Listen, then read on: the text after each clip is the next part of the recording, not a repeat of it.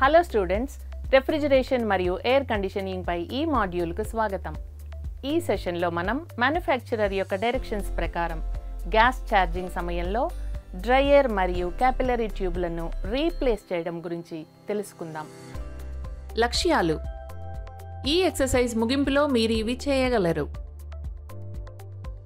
Faulty dryer మరియు capillary ట్యూబ్ను తనిఖీ చేయడం, ఫిజికల్ డ్యామేజ్, కొరోషన్ లేదా మాయిశ్చర్ అక్యూములేషన్ కోసం డ్రైయర్ను అసెస్ చేయడం, ఏవైనా బ్లాకేజ్, కింక్స్ లేదా డ్యామేజ్ సంకేతాలు ఉన్నాయా అని క్యాపిలరీ ట్యూబ్ను తనిఖీ చేయడం, డ్రైయర్ లేదా క్యాపిలరీ ట్యూబ్లో ఫాల్ట్ ఉంటే కొత్త కాంపోనెంట్స్తో రీప్లేస్ చేయడం, లీక్స్ను నిరోధించడానికి కనెక్షన్స్ యొక్క proper installation, sealing and brazing నిర్ధారించడం.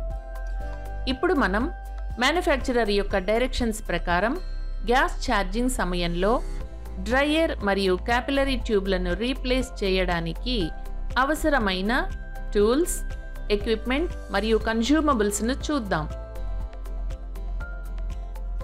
టూల్స్, ఎక్విప్మెంట్ మరియు consumables: trainees kit, gauge manifold, tube cutter, flaring tool set, window AC, oxy acetylene setup ఒక బ్రేజింగ్ టార్చ్తో, నైట్రోజన్ సిలిండర్ రెగ్యులేటర్తో, vacuum pump, dehydrator, dryer, filter, strainer, capillary tube, cotton waste తగినంత, oil తగినంత, service cylinder రెఫ్రిజిరెంట్తో, 6 మిల్లీమీటర్ల dummy నట్, 6 మిల్లీమీటర్ల copper tube 50 సెంటీమీటర్లు, brazing copper rod ఫ్లక్స్తో, goggles, spark lighter. ఇప్పుడు మ్యానుఫ్యాక్చరర్ యొక్క డైరెక్షన్స్ ప్రకారం గ్యాస్ ఛార్జింగ్ సమయంలో డ్రైయర్ మరియు క్యాపిలరీ ట్యూబ్లను రీప్లేస్ చేయడానికి ప్రిపరేషన్స్ చూద్దాం. గ్యాస్ ఛార్జింగ్ ప్రాసెస్లో ఫాల్టీ డ్రైయర్ మరియు క్యాపిలరీ ట్యూబ్లను తనిఖీ చేయడం అంటే ఈ కాంపోనెంట్స్ను సంభవించగల సమస్యలకై అసెస్ చేసి వాటి సరైన ఫంక్షనింగ్ నిర్ధారించడం. డ్రైయర్ మరియు క్యాపిలరీ ట్యూబ్లను రీప్లేస్ చేసే ముందు అనుసరించాల్సిన స్టెప్స్ ఇవి. గ్యాస్ ఛార్జింగ్కు ముందు ఎయిర్ కండిషనింగ్ సిస్టమ్ పనితీరును అంచనా వేయండి. డ్రైయర్ లేదా క్యాపిలరీ ట్యూబ్ల సమస్యను సూచించే inadequate cooling, irregular pressure readings లేదా ఇన్కన్సిస్టెంట్ ఆపరేషన్ సంకేతాల కోసం చూడండి.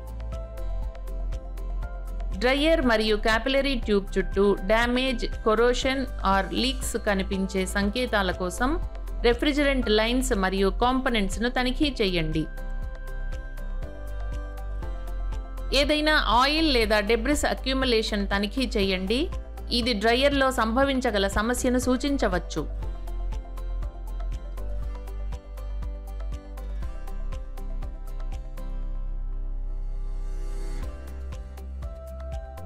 హై మరియు లో ప్రెషర్ సైడ్స్ రెండింటితో పాటు వివిధ పాయింట్స్ వద్ద సిస్టమ్ యొక్క ప్రెషర్ లెవెల్ను తనిఖీ చేయడానికి మానిఫోల్డ్ గేజ్ సెట్ను ఉపయోగించండి.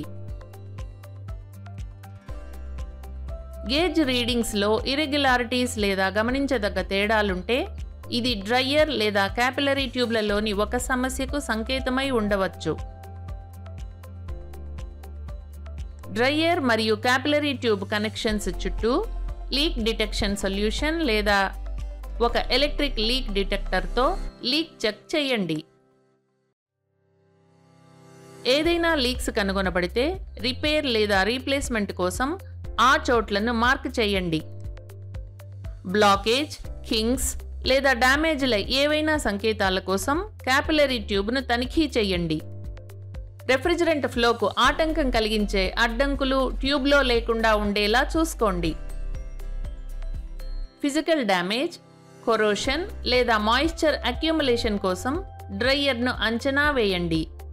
డ్రైయర్, కాంప్రమైజ్ లేదా డ్యామేజ్ అయినట్లు కనిపిస్తే సిస్టమ్ ఎఫిషియన్సీ కొనసాగించడానికి దానిని రీప్లేస్ చేయడం పరిగణించండి.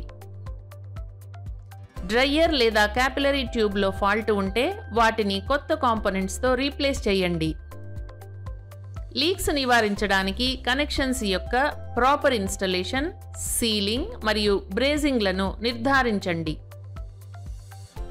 ఇప్పుడు మ్యానుఫ్యాక్చరర్ డైరెక్షన్స్ ప్రకారం గ్యాస్ ఛార్జింగ్ సమయంలో డ్రైయర్ మరియు క్యాపిలరీ ట్యూబుల రీప్లేసింగ్ ప్రక్రియను చూద్దాం. టాస్క్ 1. డీహైడ్రేటర్ మరియు క్యాపిలరీలను చెక్ చేసి రీప్లేస్ చేయడం. మెషిన్ను 10 నిమిషాల పాటు స్టార్ట్ చేసి రన్ చేయండి. ఎవాపరేటర్ మరియు గ్రిల్లో కూలింగ్ ఎఫెక్ట్ను గమనించండి. డ్రైయర్ను ఫిజికల్గా తనిఖీ చేయండి, అది వామ్గా ఉండాలి. డ్రైయర్లో పార్షియల్లీ కోల్డ్ మరియు స్వెట్టింగ్ కనిపిస్తే డ్రైయర్లో ఫాల్ట్ ఉన్నట్లే. మెషిన్ను స్టాప్ చేయండి. సిస్టమ్ నుండి రెఫ్రిజిరెంట్ వెంట్ అయ్యేందుకు కంప్రెసర్లోని ఛార్జింగ్ లైన్ను కట్ ఆఫ్ చేయండి. ఛార్జింగ్ లైన్కు ఒక హ్యాండ్ షట్ ఆఫ్ వాల్వ్ను జోడించండి. గేజ్ మ్యానిఫోల్డ్ సెట్ను సిస్టంలో కనెక్ట్ చేయండి. ఒక బ్రేజింగ్ టార్చ్తో జాయింట్స్ను డీబ్రేజింగ్ చేసి డ్రైయర్ మరియు క్యాపిలరీలను తొలగించండి. లిక్విడ్ లైన్తో కొత్త డీహైడ్రేటర్ను మరియు కాపర్ బ్రేజింగ్ రాడ్తో క్యాపిలరీ ట్యూబ్ను బ్రేస్ చేయండి. నైట్రోజన్ గ్యాస్ను ఉపయోగించి యూనిట్ను ప్రెషరైజ్ చేయండి. సోప్ సొల్యూషన్తో బ్రేజింగ్ జాయింట్స్లో లీక్ టెస్ట్ చేయండి. లీక్స్ లేకపోతే నైట్రోజన్ గ్యాస్ను వెంట్ చేయండి. హ్యాండ్ షట్ ఆఫ్ వాల్వ్ను మూసివేయండి. వాక్యూమ్ పంపును మానిఫోల్డ్ గేజ్ సెట్కు అటాచ్ చేసి హ్యాండ్ షట్ ఆఫ్ వాల్వ్ను ఓపెన్ చేయండి. వాక్యూమ్ పంపును స్టార్ట్ చేసి కాంపౌండ్ గేజ్ను గమనించండి. అది 28 అంగుళాల నుండి 30 అంగుళాల హెచ్జీ రీడ్ అవ్వాలి. మెర్క్యూరీ అంగుళాలు. 45 నిమిషాల తర్వాత వాక్యూమ్ స్థిరంగా ఉండడం గమనించండి. గేజ్ మ్యాన్ఫోల్డ్ నుండి వాక్యూమ్ పంప్ కనెక్షన్స్ను తొలగించి రెఫ్రిజిరెంట్, సర్వీస్ సిలిండర్ మరియు ఛార్జ్ గ్యాస్లను అటాచ్ చేయండి. సక్షన్ మరియు డిశ్చార్జ్ ప్రెషర్ని తనిఖీ చేసి ఛార్జింగ్ లైన్ను పించ్ ఆఫ్ చేసి హ్యాండ్ షట్ ఆఫ్ వాల్వ్ను మరియు ఇతర కనెక్షన్స్ను తొలగించండి. ఛార్జింగ్ పోర్టును సరిగ్గా బ్రేస్ చేయండి.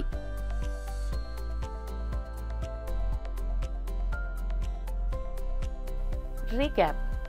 ఈ విషయంలో మనం తెలుసుకున్నవి: ఫాల్టీ డ్రైయర్ మరియు క్యాపిలరీ ట్యూబ్ను తనిఖీ చేయడం, ఫిజికల్ డ్యామేజ్, కొరోషన్ లేదా మాయిశ్చర్ అక్యుములేషన్ కోసం డ్రైయర్ను అసెస్ చేయడం, ఏవైనా బ్లాకేజ్, కింగ్స్ లేదా డ్యామేజ్ సంకేతాలు ఉన్నాయా అని క్యాపిలరీ ట్యూబ్ను తనిఖీ చేయడం, డ్రైయర్ లేదా క్యాపిలరీ ట్యూబ్లో ఫాల్ట్ ఉంటే కొత్త కాంపోనెంట్స్తో రీప్లేస్ చేయడం, లీక్స్ను నిరోధించడానికి కనెక్షన్స్ యొక్క ప్రాపర్ ఇన్స్టలేషన్, సీలింగ్ మరియు బ్రేజింగ్ నిర్ధారించడం, మ్యానుఫ్యాక్చరర్ యొక్క డైరెక్షన్స్ ప్రకారం గ్యాస్ ఛార్జింగ్ సమయంలో డ్రైయర్ మరియు క్యాపిలరీ ట్యూబ్లను రీప్లేస్ చేసే ప్రక్రియ గురించి అర్థం చేసుకున్నారని ఆశిస్తున్నాను.